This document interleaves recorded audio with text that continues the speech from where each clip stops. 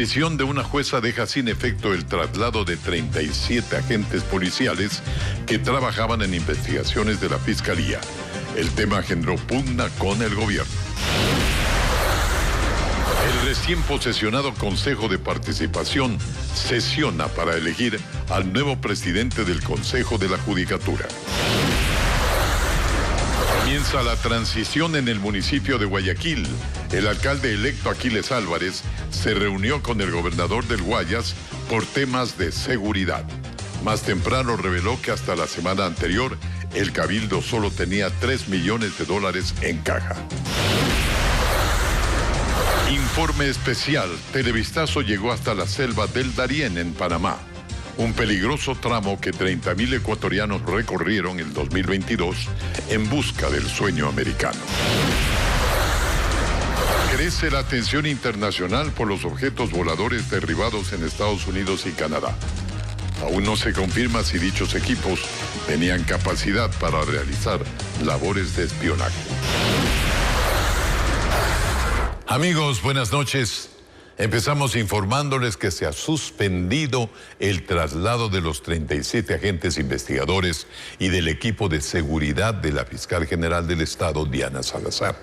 Así lo decidió hoy una jueza de Quito que le concedió una medida cautelar a la titular de la Fiscalía. Jacqueline Rodas nos informa.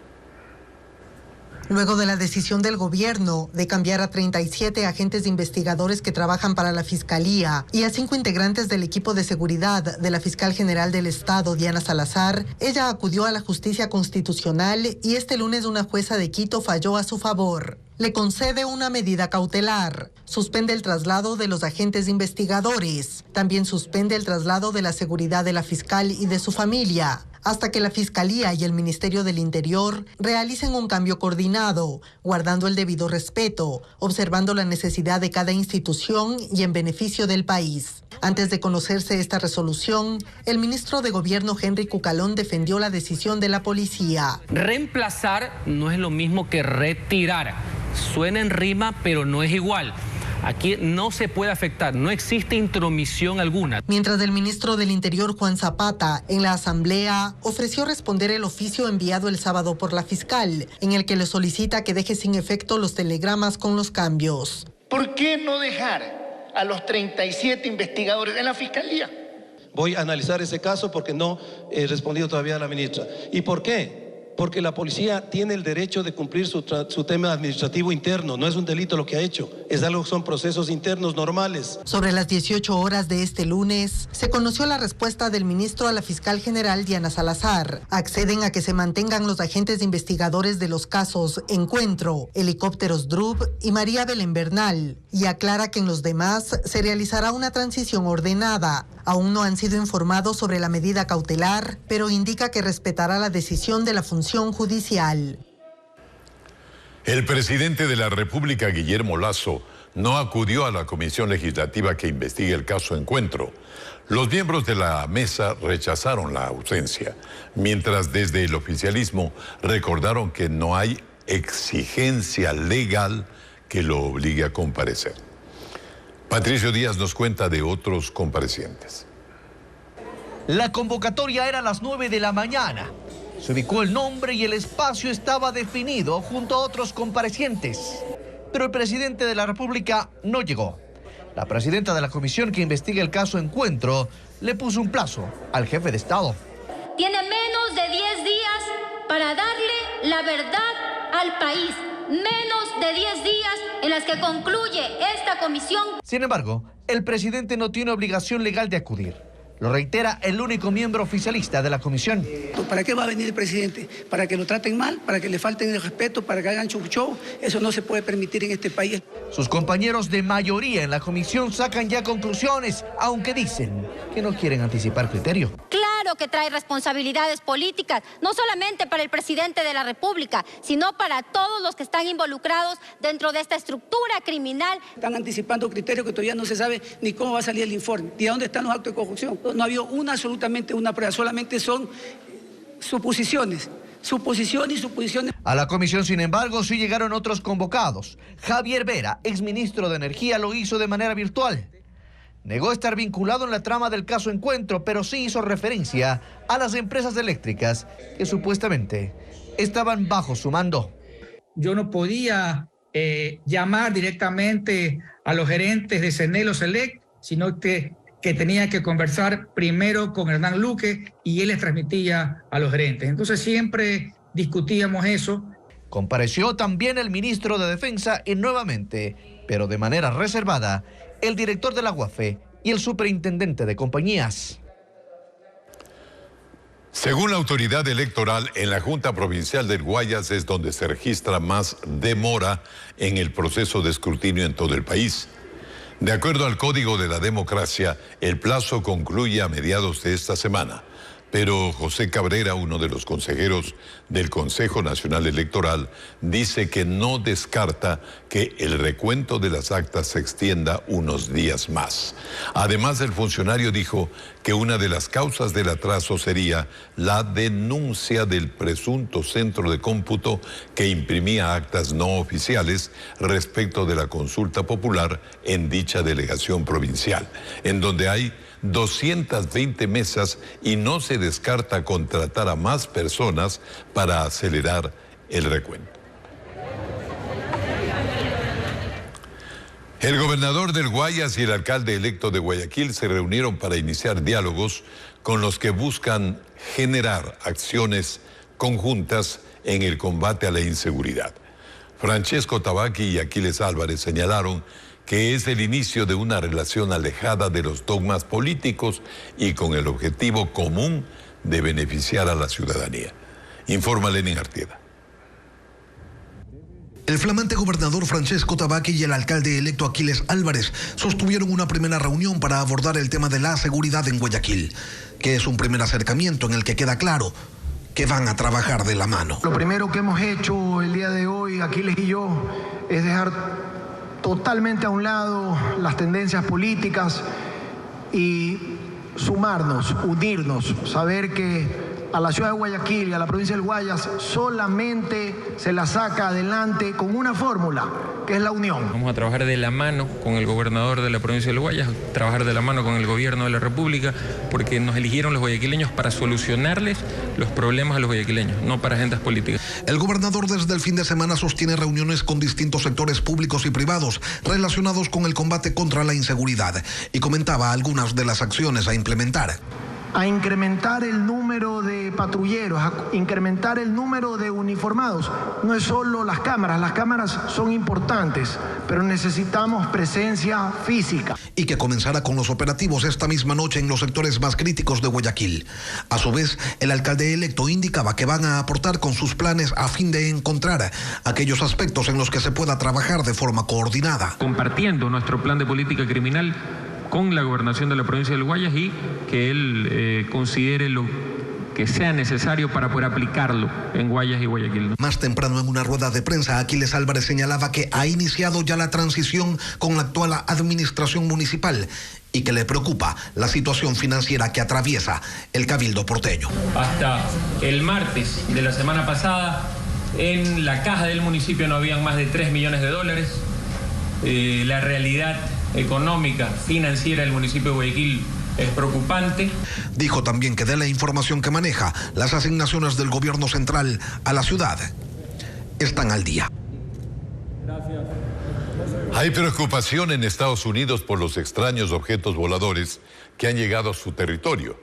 Se especula que sean artefactos chinos y se descarta un origen extraterrestre.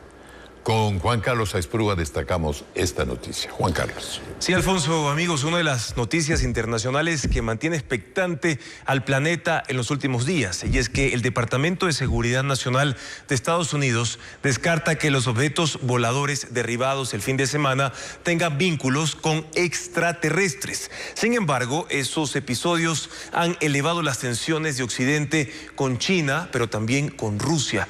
La OTAN dice que ambos países han incrementado labores de vigilancia sobre aliados de Occidente con todo tipo de artefactos. El reporte con Pedro Jiménez.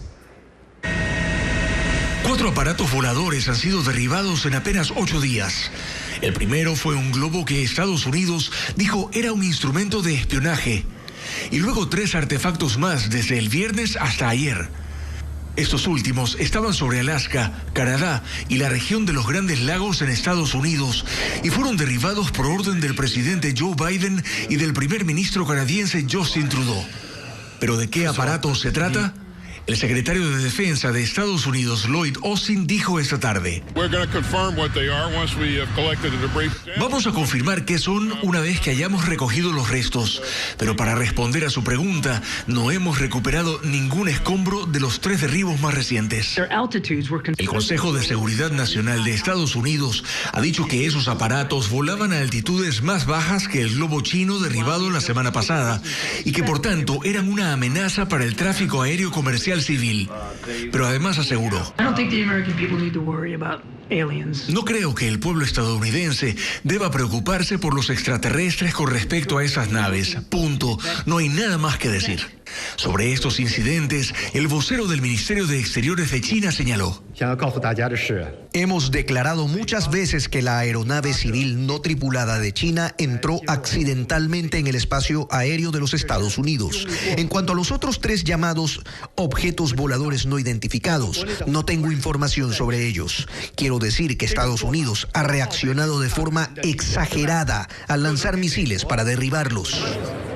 Pero la Organización del Tratado del Atlántico Norte asegura que lo ocurrido este fin de semana sobre Estados Unidos y Canadá es parte de un patrón en el que China y también Rusia han incrementado actividades de vigilancia sobre aliados de la OTAN y que para eso utilizan todo tipo de herramientas, incluidos globos que van a gran altitud. Corte comercial ahora y enseguida un equipo de Televistazo viajó a la selva de Darién en Panamá y realizó una investigación sobre el peligro que corren miles de ecuatorianos que migran de forma irregular e intentan cruzar este lugar y llegar a los Estados Unidos.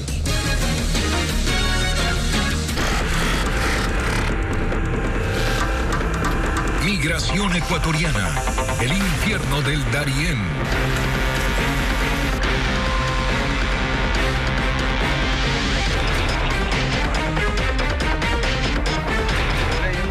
Presentamos nuestro informe especial de esta semana. En el año 2022, más de 248,000 extranjeros y casi 30,000 ecuatorianos cruzaron la selva del Darién, buscando el sueño americano. Bessie Granja viajó hasta esa zona fronteriza y en exclusiva nos presenta una investigación sobre el riesgo y los peligros que corren los migrantes en este tramo denominado el infierno del Darién. Así es, cada día son más los ecuatorianos que desafían a lo que ellos califican como el infierno verde del Darién. Pero, ¿qué es el Darién? Esta selva es el punto donde se interrumpe la carretera panamericana y cruzarla es la única forma de avanzar a Norteamérica. Se ubica entre Colombia y Panamá y tiene una extensión de 100 kilómetros. Nuestros ecuatorianos empiezan esta odisea viajando en buses que cruzan el puente internacional de Rumichaca, en la frontera con Colombia. Recorren varias ciudades de ese país donde operan grupos guerrilleros y del crimen organizado. Los migrantes llegan al municipio colombiano de Necoclí, ubicado a orillas del Mar Caribe, en el departamento de Antioquia. Es allí donde connacionales y extranjeros se concentran en grupos para iniciar una travesía en lanchas y luego internarse en la peligrosa y mortal selva de Panamá. El costo de este viaje hasta aquí le toma hasta 12 días a nuestros compatriotas y cuesta hasta $1,800. Pero ese precio puede ser mucho más alto debido a los riesgos de desafiar esta jungla. Esta es la primera entrega de Migración Ecuatoriana, el infierno del Darién.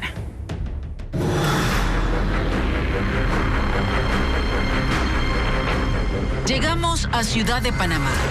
Tras arribar al aeropuerto internacional de Tocumen, y luego de un viaje de 5 horas por la carretera panamericana, ingresamos a la región del Darién, donde existe una de las selvas más peligrosas de América. El tapón del Darién es la frontera entre Colombia y Panamá.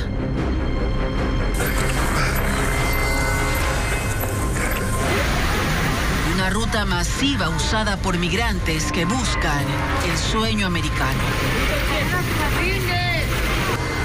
Autoridades en ese país miran con preocupación el desplazamiento de los ecuatorianos en esa zona. En los últimos meses, registra cifras récord. Últimamente hemos tenido un ingreso alto de ciudadanos de Ecuador en mayor cantidad de familias. Llama la atención cómo puede un familiar, yo como madre, poner en riesgo nuestra propia familia en ese tipo de recorrido que hacen con el objetivo pues de buscar una mejor vida, una calidad de vida y desde luego el sueño americano, como decimos todos, ¿no? Ella es Lourdes de Gracia, jefa de los refugios que el gobierno panameño implementó para la asistencia humanitaria de los caminantes del Darién. ¿Cuál es la diferencia que han podido palpar? Quizás los ecuatorianos, ¿cómo viajan? Los niños deshidratados, las mujeres solas embarazadas.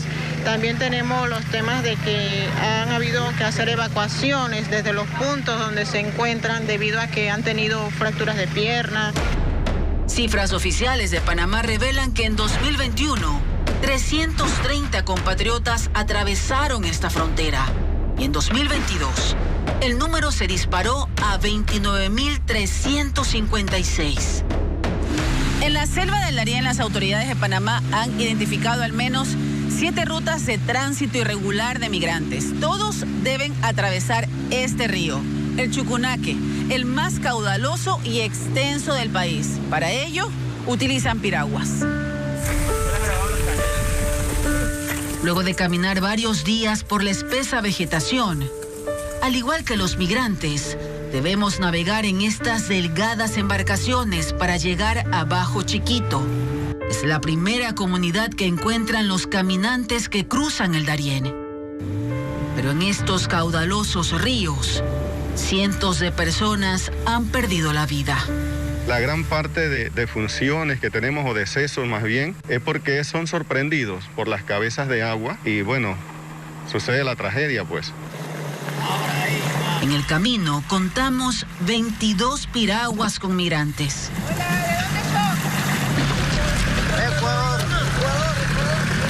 6 eran llenas de ecuatorianos.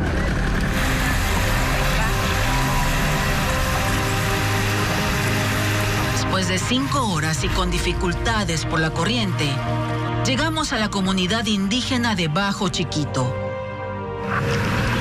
Allí los migrantes tratan de procesar lo vivido tras cruzar este infierno verde. Mi esposo se cayó, casi se va en el río con mi hijo.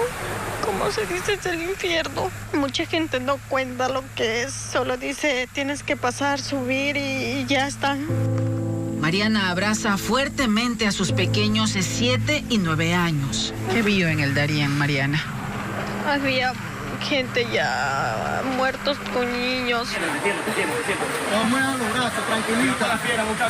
A la persona que vaya a cruzar eso, mejor que no cruce, peor con niños. Es demasiado terrible, muchos ríos, piedras, todo. ¿Qué le diría a otros ecuatorianos que quieren hacer este trayecto? Que no vengan, feo, es duro. ¿Qué fue lo que vio? 4 muertos, y ahí uno deshuesado, otro estaban así tapados. Es lo que lo asalta, uno que protegea, lo tiran ya para matarlo ya. Son los riesgos a los que se exponen los migrantes que son interceptados por bandas criminales. Por aquí tienen que andar, por aquí, la selva del Darién es así. Los compatriotas nos comparten videos de los migrantes fallecidos en el camino. Ve, aquí hay un muertito, miren, ve, aquí en el Darién. Así quedan muertos aquí en el Darién. En una de las imágenes se observa el cuerpo de un hombre flotando en un río. Otro muerto más aquí, en el Darién. Muertos de los que nadie se podrá despedir o reclamar. Según la Organización Internacional para las Migraciones, desde el 2014, 207 migrantes han fallecido o desaparecieron en el tapón del Darién. Pero no hay cifras exactas, por lo que el número podría ser mucho más alto. En una segunda entrega les contaremos por qué miles de ecuatorianos cruzan a lo que ellos consideran un infierno en la tierra.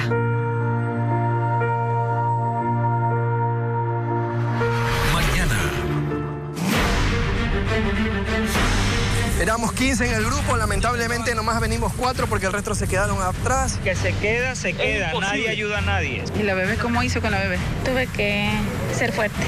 Con Ecuavisa viajamos hasta aquí para conocer por qué los ecuatorianos arriesgan sus vidas para seguir el sueño americano. Mañana, 1 de la tarde y 7 de la noche, en Televistazo por Ecuavisa.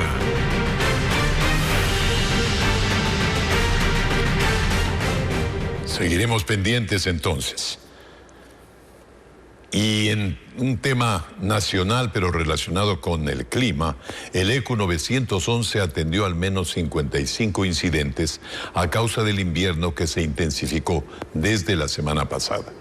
La mayoría ocurrió en Guayaquil y Durán, las localidades azotadas por los aguaceros. Sin embargo, Diego Cuenca nos describe que hay otras provincias donde han muerto hasta 5 personas a causa del temporal. La lluvia cayó en gran parte de la provincia de Guayas, en especial en Guayaquil. La ciudad amaneció con algunas calles inundadas y eso ocasionó congestión vehicular. El tráfico se intensificó desde las 7 de la mañana. Los carros se estancaron de norte a sur y así los ciudadanos con sus paraguas no pudieron llegar a tiempo a sus trabajos debido al caos. Desde el ECU 911 monitorean las ciudades y sus operadores han recibido 55 llamadas de emergencia por amenazas naturales debido al invierno. La mayoría en el puerto principal, donde se registraron 37 incidentes por las lluvias. Otros 10 ocurrieron en Durán y 3 en Santa Elena. El subsecretario de Gestión de Riesgos menciona a las víctimas por los aguaceros en el país. Por la situación invernal hemos tenido 5 personas fallecidas, 4 personas que han resultado heridas. De los 5 fallecidos, lamentablemente este fin de semana, dentro de lo que es la provincia de Napo, en el cantón El Chaco. Las precipitaciones de esta semana han sido consideradas peligrosas y afectaron a las provincias de Carchi, Pichincha, Napo y Guayas. Las autoridades señalan que los riesgos se intensifican en viviendas ubicadas en zonas irregulares. Muchas municipalidades han permitido que se construya viviendas en las riberas de los ríos. El fenómeno lluvioso a escala nacional deja 400 afectados por inundaciones o deslizamientos. Emergencias que han sido reportadas con más frecuencia durante la semana pasada. El gobierno iniciará de inmediato la construcción de una nueva variante vial para garantizar la comunicación entre San Luis y el Reventador en la zona de la erosión regresiva del Coca, provincia de Napo. El sector fue declarado en emergencia. Francisco Garcés recogió el anuncio del Ministerio de Obras Públicas. El Ministerio de Transporte y Obras Públicas declaró en emergencia el tramo vial ubicado entre las poblaciones de San Luis y El Reventador en la zona de influencia de la erosión regresiva del río Coca. Es el mismo sitio en donde este domingo un deslave provocó daños y la muerte de un transportista del sector. Aproximadamente de 25 millones es el presupuesto que se ha destinado para tal efecto. Hemos tenido conversaciones ya con el cuerpo de ingenieros del ejército, quienes han tenido la voluntad ya de hacerlo. La declaratoria permitirá construir una variante en la zona alta para garantizar la conexión vial del sector. El trazado tendrá 8,9 kilómetros de largo y estará fuera de la zona a la que se espera que llegue la erosión del río Coca. Constará incluso de 8 puentes para cruzar pequeñas quebradas y será considerada una vía alterna. Más o menos para el pasado carnaval iniciemos ya con la maquinaria, un proceso de contratación por emergencia. Será de entre 8 a 10 meses, dependiendo de toda la geomorfología con la que nos vayamos encontrando en el avance. Mientras se trabaja en la variante, seguirán los estudios para la nueva carretera que se construirá a la otra orilla del río. Solo en la elaboración de los términos de referencia estamos trabajando ya algún tiempo porque la evaluación de todo el componente biótico en esa zona es bastante complejo. Entonces, los derechos de la naturaleza también hay que respetarlos, que ya es una inversión que quizás supera los 150 millones de dólares. La última variante construida en el sector se abrió el 29 de diciembre, pero funcionó menos de un mes debido a la inestabilidad de la tierra. Ese trazado será usado solo por la maquinaria con la que se construirá la nueva vía y para el paso de vehículos de emergencia. Y Enseguida, amigos, un informe policial que investigaba vínculos de la mafia albanesa, que menciona a Danilo Carrera, a Rubén Cherres, vinculado al caso Encuentro, y al general de la policía, Víctor Arauz.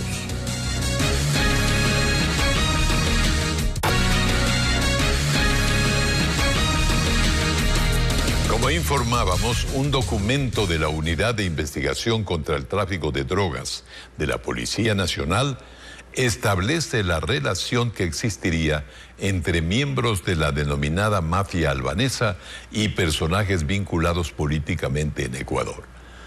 Francisco Garcés nos cuenta más revelaciones de este documento.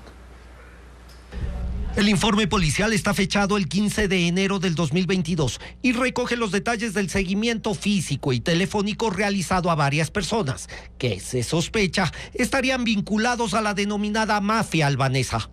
El seguimiento dio con 19 personas que mantenían reuniones y conversaciones telefónicas y estarían relacionados con los negocios que manejaba Jika Dritan, de nacionalidad albanesa. Entre los mencionados en el documento aparece Danilo Carrera, cuñado del presidente Guillermo Lasso, quien, según el seguimiento policial y la intercepción de llamadas, tenía conversaciones con varios de los integrantes de la presunta red. Una de las reuniones fue con Rubén Cherres, investigado también en el caso Encuentro, y con el general Víctor Arauz, con quien se habría conversado de apoyarle en su ascenso. Tiempo después de su promoción, Arauz fue separado de la policía en medio del escándalo de la supuesta existencia de narcogenerales, denunciado por el embajador de los Estados Unidos. El informe no me relaciona a mí con la mafia albanesa, o sea, que quede claro. O sea, lo que habla el señor Cherres es justamente de mi reunión que tuve yo con él y con el señor Carrera para pedir puntualmente que se verifique y se asegure la legalidad del ascenso. O sea, en ese momento la policía estaba investigando al señor Cherres y obviamente yo no lo sabía. Yo estaba consciente de que a mí me estaban siguiendo porque estaba justamente en esa pugna con el excomandante general. En las conclusiones del documento se lee: se aprecia un relacionamiento telefónico entre HD albanés, HD petrolero, quien estaría identificado como Rubén Cherres, y HD Dani, a quien identifican como Danilo Carrera. Durante su comparecencia en la Asamblea ante la comisión que investiga el denominado caso Encuentro, el ministro del Interior, Juan Zapata, confirmó la veracidad del informe policial. Es un informe que estaba a conocimiento de Fiscalía y lo que hizo la policía es entregarle para que genere el archivo o el cierre, que ustedes tendrán que consultar a Fiscalía exactamente cuáles fueron los motivos. El documento era parte de un caso de investigación antinarcóticos que se radicó en Manabí. Sin embargo, fue archivado, y lo que causó la reacción de la Fiscalía, por lo cual el expediente será trasladado a la ciudad de Quito. Además de encontrarse nuevos elementos fácticos, dicha investigación podría ser reabierta, explicó la entidad en un comunicado. Y pasamos a otros temas. Más de 3.500 objetos olvidados por pasajeros en el aeropuerto de Quito serán subastados. Entre estos artículos hay varios objetos extraños que la gente deja en la terminal por el movimiento, el ajetreo y la posibilidad de un atraso a un vuelo. Carla Delgado nos cuenta. Es la bodega de objetos olvidados en el aeropuerto de Tababela, en Quito. Artículos que este 15 de febrero entrarán a una subasta pública. Pero ¿cuánto tiempo debe pasar para que un objeto olvidado en la terminal aérea pueda ser rematado? El reglamento me dice a mí que el objeto olvidado es pasado un año. Esta es nuestra segunda subasta. Y en ocasiones anteriores se hacía una donación. El reglamento interno cambió y las reglas de esto cambiaron también. Entonces ahora se tiene que subastar. En la bodega hay diversidad de artículos. 3 son los que con más frecuencia olvidan los viajeros. Por ejemplo, cargadores, también lentes y paraguas. La bodega está perfectamente clasificada. En esta maleta se guardan juguetes de todo tipo. En esta, cobijas. También nos encontramos con joyas, libros y celulares. Ya se hizo una selección. Por ejemplo, si abres una maleta y encuentras ropa interior, eso no entra en subasta. O objetos o ropa que esté en mala calidad, eso tampoco entra. Pero en esta bodega también nos encontramos con objetos curiosos. Por ejemplo, con esta medalla de la Conmebol Libertadores 2022. O por ejemplo esta. Una museta. Pero no son los únicos objetos raros. Está también este inodoro portátil, o esta piedra de moler, este sedazo y hasta estos zapatos nuevos de una marca de lujo. Pero no siempre los artículos olvidados no son reclamados por sus dueños. El año pasado, por ejemplo, más de 4.500 fueron recuperados por unos 400 usuarios. La subasta se realizará en el edificio de Keyport en el aeropuerto. Las inscripciones se receptarán desde las 8 de la mañana hasta las 9:30 y podrán presentar las ofertas a partir de las 10 de manera presencial. Los objetos serán expuestos por lotes.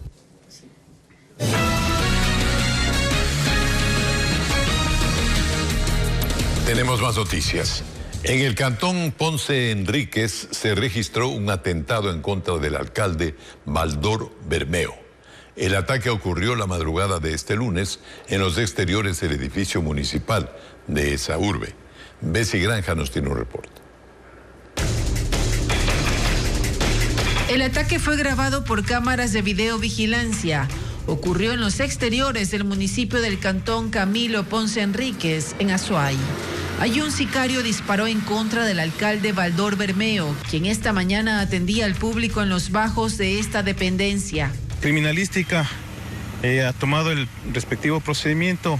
Hay 5 indicios de balísticos que se ha logrado obtener de aquí del lugar de los hechos.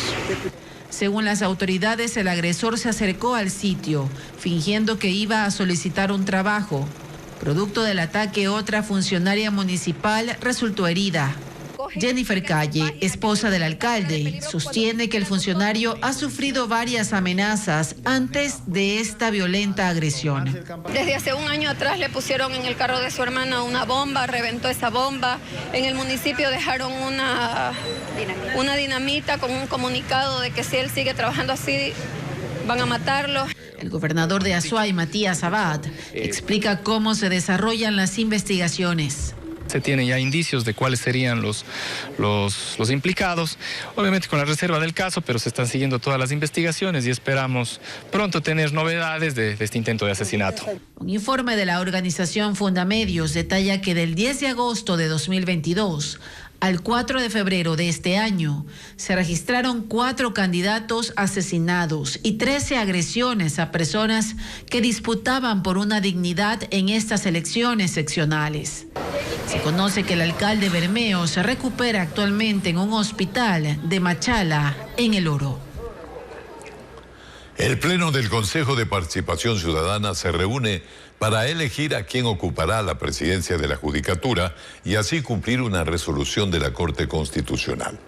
Vamos en este momento con Fabiola Santana en vivo y en directo hasta la Asamblea, al Consejo de Participación. ¿Ya hubo alguna resolución sobre la terna enviada por la Corte Nacional, Fabiola? Alfonso y amigos televidentes, buenas noches. Ya van casi 3 horas de sesión y aún no hay una resolución, pero se espera que haya en los próximos minutos. Pues para esta designación, los consejeros verificaron inicialmente el avance de los escrutinios de consulta popular y la ventaja del no en la pregunta que proponía eliminar la facultad de designación del Consejo de Participación. También reprodujeron los videos de la exposición de los planes de trabajo de los postulantes, 3 en total, y en este momento están en el debate. Luego se prevé que haya una moción que sea sujeta a votación para luego designar al próximo titular del Consejo de la Judicatura, que por cierto saldrá de la 4ª terna enviada por la Corte Nacional de Justicia y que fue rechazada por el anterior Consejo de Participación Ciudadana.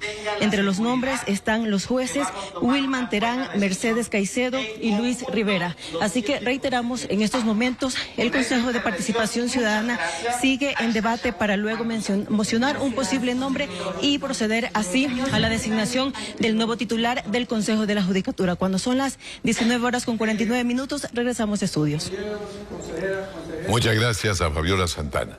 Y 2 de los jueces expuestos públicamente por el presidente Guillermo Lasso defendieron su sentencia que declaró inocentes a 18 personas acusadas de organizar y financiar el tráfico de drogas en Manabí.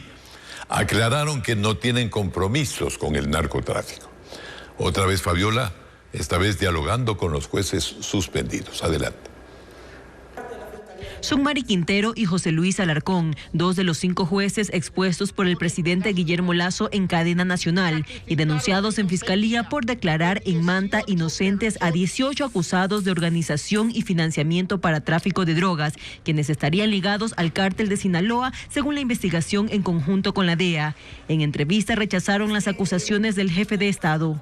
Hemos sentenciado condenatoriamente a más de 250 personas relacionadas con el tráfico de droga, con el lavado de activos y con la delincuencia organizada, y que esas personas se encuentran en un centro de privación de libertad. Por lo tanto, lo que hizo el señor presidente es exponer nuestros nombres, nuestra seguridad. Se dice que van a seguir haciendo esto cuando saquen sentencias contrarias a... Es decir, que tenemos que primero preguntar a ver qué piensa el Ejecutivo para nosotros sacar una sentencia. Y dijeron que su sentencia respondió a falencias en la acusación de fiscalía. 22 días de audiencia, 35 testimonios anticipados, que no lograron demostrar el tipo penal que fue acusado por Fiscalía. Su resolución de diciembre pasado está publicada en el portal de la Función Judicial. Argumentan que la Fiscalía debía probar el financiamiento o actividades dedicadas a la producción o tráfico de drogas. Sin embargo, se dirigió al abastecimiento de combustible de embarcaciones ecuatorianas a narcoembarcaciones capturadas en Estados Unidos, determinando que los propietarios de la droga están identificados como ciudadanos colombianos y mexicanos. Cuando usted le dice al país que hay 18 narcotraficantes, la imagen que se le viene a la ciudadanía es de personas gozando de lujos provenientes de actividades ilícitas. Lo que hay son 18 pescadores acusados equivocadamente por parte de la Fiscalía General del Estado. La Fiscalía no se ha pronunciado sobre el argumento de los jueces, pero en su momento los denunció en el Consejo de la Judicatura y fueron suspendidos por 90 días. Sin embargo, no se ha abierto sumario administrativo, pues la Corte de Manabí no se ha pronunciado. De no haber sanciones hasta el próximo mes, regresarán a sus cargos. Muy bien. Después de 3 años de permanecer suspendida por la pandemia, se desarrolló la competencia de llamas en el Parque Nacional de los Yanganates. El evento se desarrolla por el Día Mundial de los Humedales. Patricio Viera llegó hasta esta reserva natural ubicada en los páramos del Cantón Salcedo, en Cotopaxi, y nos trae las imágenes. Un ritual ancestral andino marcó el inicio del evento denominado La Yamingada, una demostración de destrezas de niños en el Parque Nacional Yanganates. Este evento se hace en conmemoración del Día Mundial de los Humedales y tiene aproximadamente 32.000 hectáreas. Dentro de esta reserva natural, ubicada a 48 kilómetros al oriente del Cantón Salcedo en Cotopaxi, se encuentra la Laguna de Anteojos. Inmediatamente inició la carrera. Esta vez los animales que competían eran llamas. Aquí participaron 28 niños entre 3 y 12 años, donde los cientos de visitantes los aplaudían y alentaban hasta el final del recorrido. Los 2 hijos de Gladys Minta, que habita en la comunidad de Cumbijín, obtuvieron el primer lugar en las categorías de 7 y 10 años. Ella nos explica cómo se prepararon para la competencia. Ellos andan en la casa montado tarde y mañana a las vacas, a los animales cuando ya vienen de la escuela. Ahí andan así preparándose. Eugenia Fonseca llegó desde Salcedo para disfrutar del programa. También el hecho de que encontramos los animalitos que no se ve comúnmente, entonces muy bonito. El evento se desarrolló después de 3 años debido a la pandemia y duró 6 horas, donde además de la velocidad se premió también a la llama mejor vestida.